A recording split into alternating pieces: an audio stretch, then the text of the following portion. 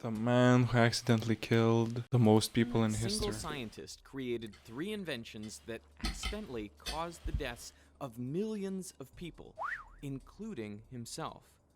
Not only that, they decreased the average intelligence of people all around the world, increased crime rates, and caused 2 completely That's separate alcohol. environmental disasters that we are still dealing with today.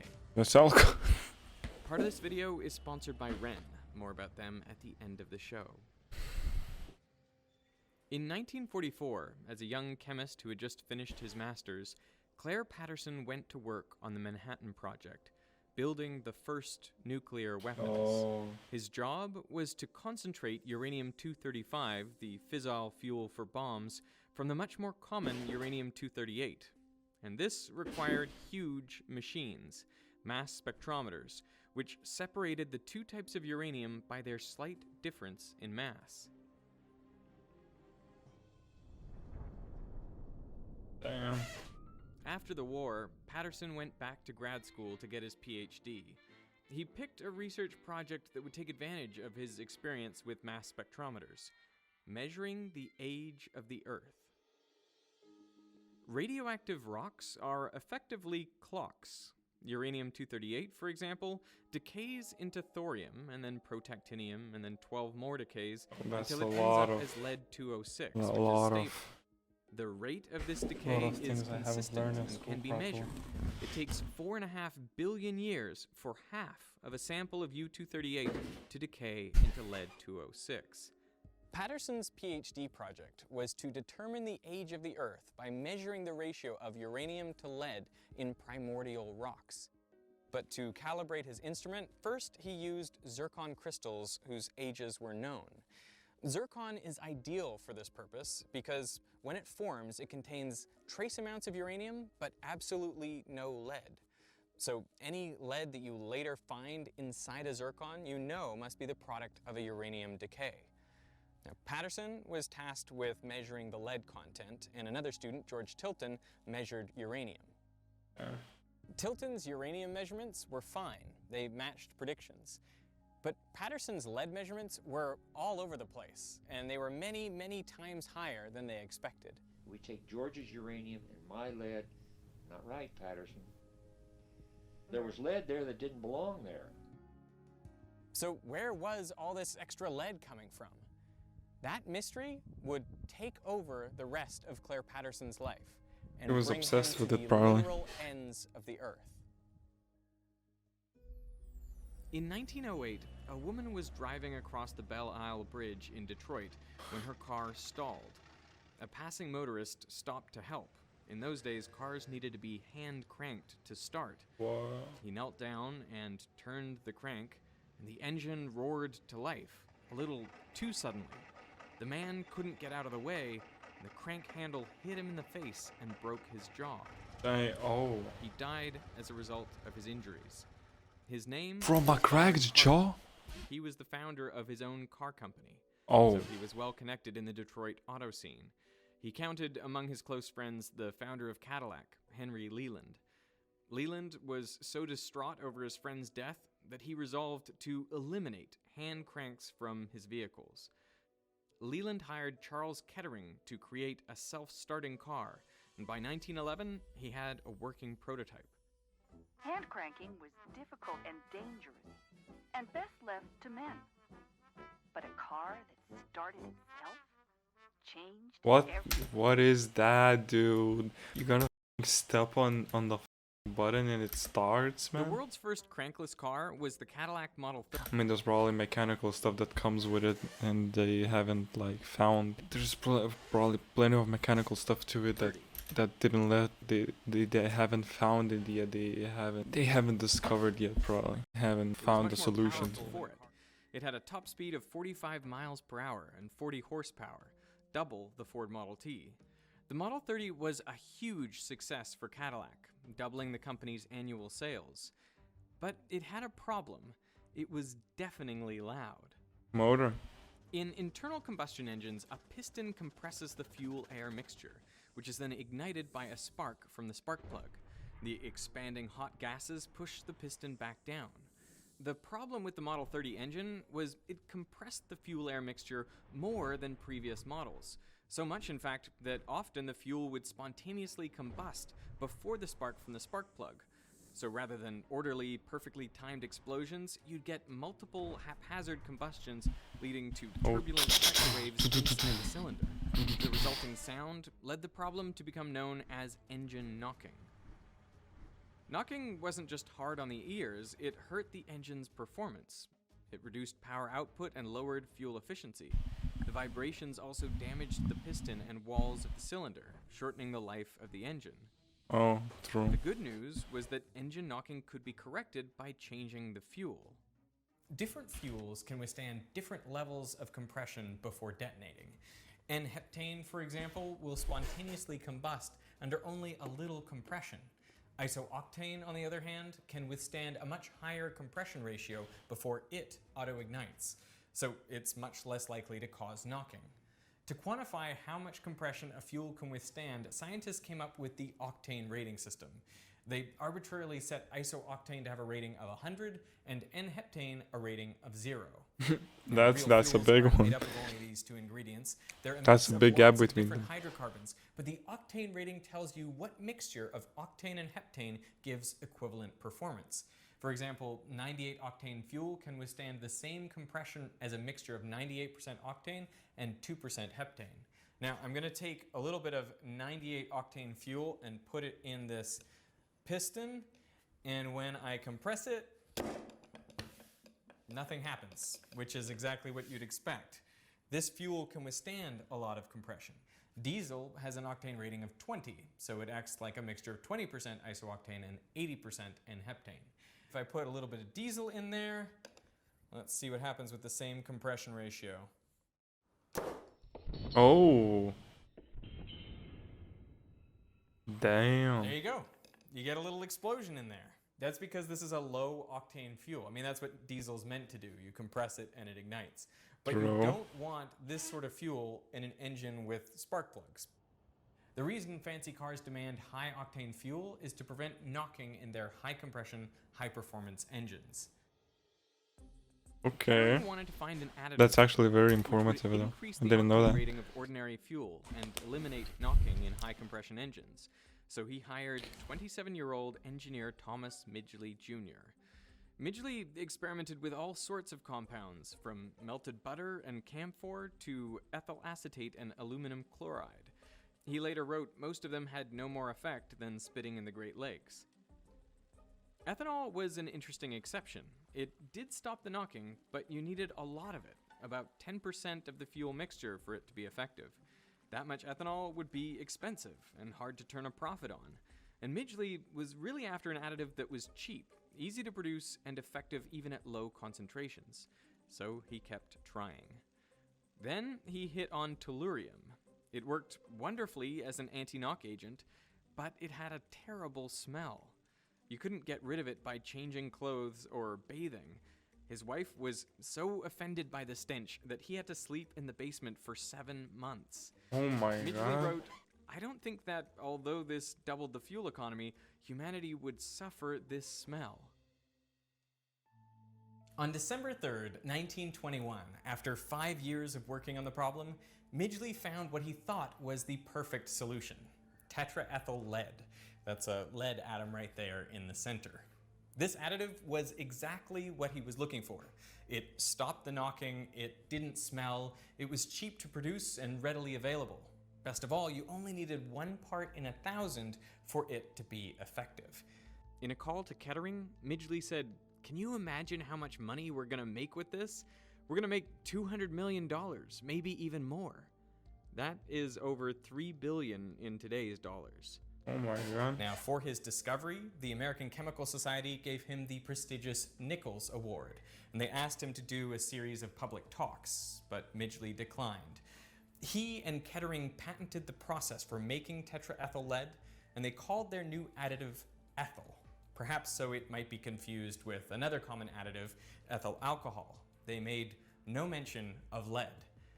Then they teamed up with 3 of America's largest corporations, General Motors, DuPont, and Standard Oil of New Jersey, to form the Ethyl Corporation.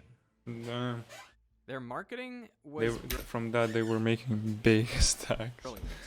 No man can look at the amazing record of accomplishment here in this research division without confidence that these men are going ahead with an eye to the future, looking for new facts and principles which will make things better and make life easier for all of us.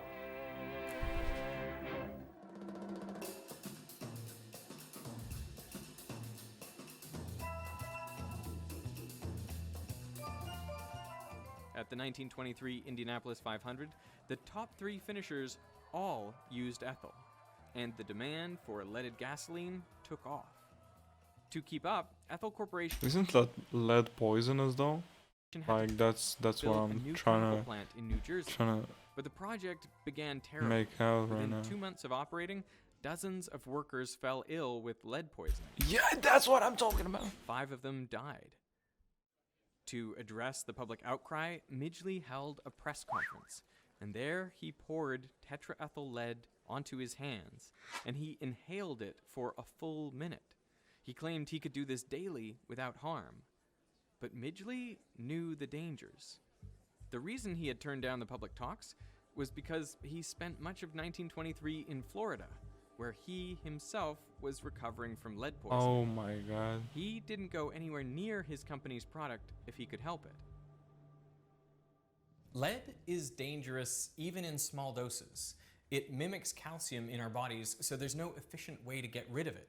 And like calcium, lead can be stored in bones for years, Oh my meaning it can God. continue to poison the body long after the initial exposure. The organ most sensitive to lead is the brain. Lead breaks down the myelin sheath around axons and prevents the release of neurotransmitters. That's why common symptoms of lead poisoning are headaches, memory loss, and tingling in the hands and feet. And children are particularly susceptible. Lead exposure can cause permanent learning disorders and behavioral problems. And the dangers of lead had been known for hundreds of years. Already in 1786, Benjamin Franklin... Like, don't before releasing something to the public, like ethyl in this case, it has to be tested. Like, what chemicals are in there? And shouldn't like everybody know about that? Like, I mean, what if somebody made a perfect gas that would cost like 20 cents, and it drove very efficient, and then it had like poisonous gas in it, right? I don't think it would be released because it has poisonous gas. So I'm trying to make out how did they release this fuel without testing it, without testing if there's anything in it. Like the scientists, why didn't they test it before releasing to the public, man? remarked Like gas goes out the car, so there's probably lead on the streets. that lead man. had been used for far too long, considering its known toxicity. You will observe with concern how long a useful truth may be known and exist before it is generally received and practiced on. He would have been aghast to learn that nearly 150 years later, scientists planned to add lead to fuel. Doctors and public health officials from MIT, Harvard, Yale, and the U.S. Health Service wrote to Midgley and warned them against producing tetraethyl lead. They called lead a creeping and malicious poison and a serious menace to public health. Their concerns were dismissed. How? This model shows how just the right amount of fluid containing tetraethyl lead and dye is added to the gasoline. No one doubted that a lot of lead was bad for you, but how much harm could a little lead do? Can do By a the lot. 1950s, millions of motorists globally were burning lead in their cars and releasing it into the air. Damn. Some of that lead ended up on Claire Patterson's zircon samples, preventing him from determining their age. In Oh, 1952, he moved to Caltech, where he I forgot we're watching a video about a person who killed a lot of people. Oh, built a new lab from scratch. Suspicious of environmental contamination, he tore the electrical cables out of the walls to remove the lead solder. He cleaned the floors and benches daily with ammonia and made sure that air was always being blown out of the lab. To go inside, you had to wear a plastic bunny suit. Patterson basically invented the clean room. Inside that room, he turned his attention to the oldest rocks in the solar system, meteorites. All the original rocks on Earth had long since been destroyed by tectonic activity. But meteorites come from asteroids, which formed around the same time as Earth. They have just been drifting through space until they entered the Earth's atmosphere. So the best way to measure the age of the Earth was to measure the age of meteorites. Patterson measured 5 meteorites, each with 3 different radiometric dating techniques, and he found they were all 4.55 billion years old. That number is within 0.15% of the currently accepted value for the age of the Earth. You know, before Patterson's experiment, people thought the Earth was 1 billion years younger. So Patterson had done it. He measured the age of the Earth. But he wasn't done getting rid of lead contaminants. Public concern about lead exposure had continued to grow. It's really interesting to me how we do not feel justified in giving the up what has public come to the industry like a gift from let heaven it like happen. on the possibility Let the that a fucking hazard may lead be get into involved in it. the breathing air. Scientists millions funded by the fucking Ethel people. Corporation claimed that lead was a natural part of our environment and therefore not harmful to people. But Patterson wondered just how natural is the lead in our environment? And Yeah, exactly. he had just the skills to find out. Exactly. He began by measuring lead in the oceans. If it were natural, he expected the concentration of lead to be the same regardless of depth. But if lead pollution had increased recently, it would be more concentrated near the surface. He took samples in the Pacific and Atlantic Oceans down to a depth of 4 kilometers. And sure enough, lead concentrations were nearly 10 times higher near the surface. Lead pollution was clearly recent, but when exactly had it occurred? No, To you find tell out, me, man. Patterson had You to go tell to me. Greenland and Antarctica. Ice cores record the level of lead in the air going back thousands of years. The levels of lead in the atmosphere have been elevated for the last 4,500 years. All of it is due to human activity, mainly smelting ores to make metal. You can see the rise and fall of the Greek and Roman empires, the dip caused by the Black Death in the 1300s, and of course the spike in the 20th century due to industrialization and tetraethyl lead. That's a big So one. what did this do to people? That's a Patterson big jump. looked at the lead levels in the teeth and bones of recently deceased Americans, and for comparison, he measured the lead in bones and teeth of Peruvian and Egyptian mummies. Since they lived over 1,600 years ago, they would have been exposed to much less lead in their lifetimes. He expected to find modern Americans had about 100 times as much lead in their bones, but results showed it was closer to a factor of 1,000. 20th century Americans had 1,000 times more lead in their bones than their ancestors. Studies of baby teeth revealed that even lead exposure well below the level That's considered insane, safe dude. resulted in delayed learning, decreased IQ, and increased behavioral problems. And there is a broad consensus on the part of everybody except the lead industry and its spokesman that lead is extremely toxic at extremely low doses. A follow-up study showed that those with higher levels of lead in their baby teeth were many times more likely to fail out of high school.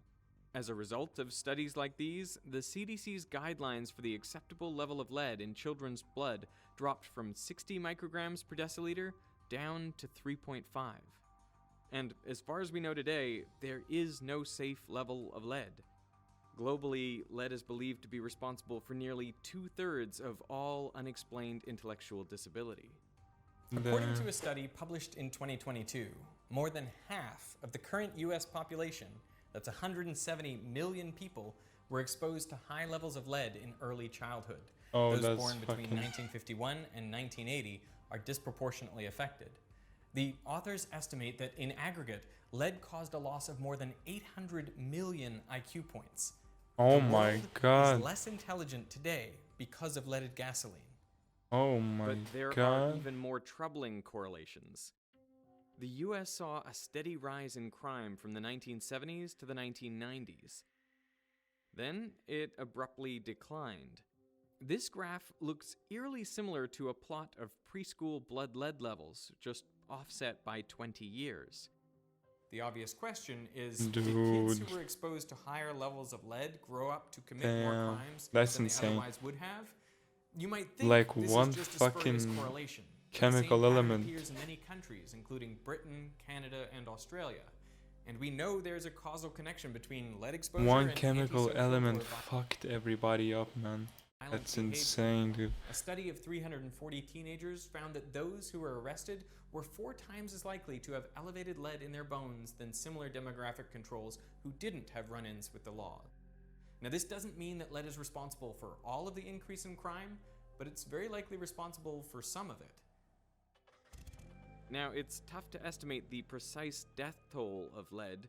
One of its lesser-known effects is a hardening of the arteries, leading to increased cardiovascular disease. A study from 2018 found lead was likely responsible for 250,000 heart disease deaths per year in the US. Assuming a constant rate over the past century, that amounts to 25 million deaths in the US alone. Globally, the figure may approach 100 million. Most of those deaths are due to Midgley's decision to put lead in gasoline, a substance he knew firsthand was toxic, but he did it anyway to maximize profits. And the problem is not over. Current estimates of deaths caused by lead range from 500 to 900,000 per year. The 2020 UNICEF report warns that 1 in 3 children globally, that's over 800 million children, have blood lead levels at or above 5 micrograms per deciliter. A lot of this lead now comes from batteries and industrial processes, but some is still due to Midgley's invention. Now, after Midgley's success with ethyl, he was put in charge of another engineering project. GM wasn't just making cars, but also household appliances. And fridges had a problem. The 2 most common gases used as refrigerants were methyl formate and sulfur dioxide. One is highly toxic, the other is flammable. Midgley was tasked with creating a safer alternative, and in 1928 he developed a non-toxic and non-flammable refrigerant, dichlorodifluoromethane. GM called this new product Freon, and to demonstrate Dude, Freon's it's safety, so long that toxic and non-flammable refrigerant, like, look, it's so long it fucking merged together, man. dichlorodifluoromethane. GM called this new product Freon. And Dichlorodifluoromethane. to demonstrate Freon's safety, during the unveiling at the American Chemical Society, Midgley inhaled a lungful of this gas and blew out a candle. In the following decades, CFCs like Freon became very popular and were used as solvents and aerosols. The problem is CFCs are light and stable. When released into the atmosphere, they climb up into the stratosphere, where they can remain for 50 to 100 years. But if a CFC molecule is hit by an ultraviolet photon of just the right energy, it breaks apart, releasing a chlorine atom. And this chlorine atom can then react with ozone, breaking it apart into chlorine monoxide and oxygen gas. The result was another environmental disaster, the hole in the ozone layer. With less ozone, more UV light penetrates the atmosphere, increasing the rates of skin cancer and cataracts. Bro, this dude, he's Plus, insane. CFCs are potent greenhouse gases. I guess what can you do when you're tasked with a like big ass mission to solve something and you don't really know like what's gonna happen. Like with lead, he knew what's gonna happen. He was recovering from that, but The historian John McNeill wrote that Midgley had more impact on the atmosphere than any other single organism in Earth's history. An agreement to phase out CFCs, the Montreal Protocol, went into effect in 1989, and the ozone layer is now showing signs of recovery, although it'll take many more decades to fully dude, this recover. guy, In 1940, at the age of 51, he made a hole in our sky, Midgley dude. contracted polio and became physically disabled. So to help him get up, he devised a mechanical bed controlled by a series of ropes and pulleys. On November 2nd, 1944, while using the contraption, he became tangled in the ropes and died of strangulation. Thanks to the work of Claire Patterson, it became clear that the lead in our environment is not natural. Burning lead in combustion engines spread the toxic element across the planet, into the air, oceans, the snow at the South Pole, and even our bones. Japan was the first to ban leaded fuel in cars in 1986, but other countries soon followed suit. Algeria was the last to do so in 2021. The UN calculates that the elimination of lead from gas saves over 1 million lives per year and $2.45 trillion. But leaded gas is still used, by the way, in piston-driven airplane engines. That's now the largest source of lead emissions into the air in the US. You will observe with concern how long a useful truth may be known and exist before it is generally received and practiced on. That's insane, dude. That's fucking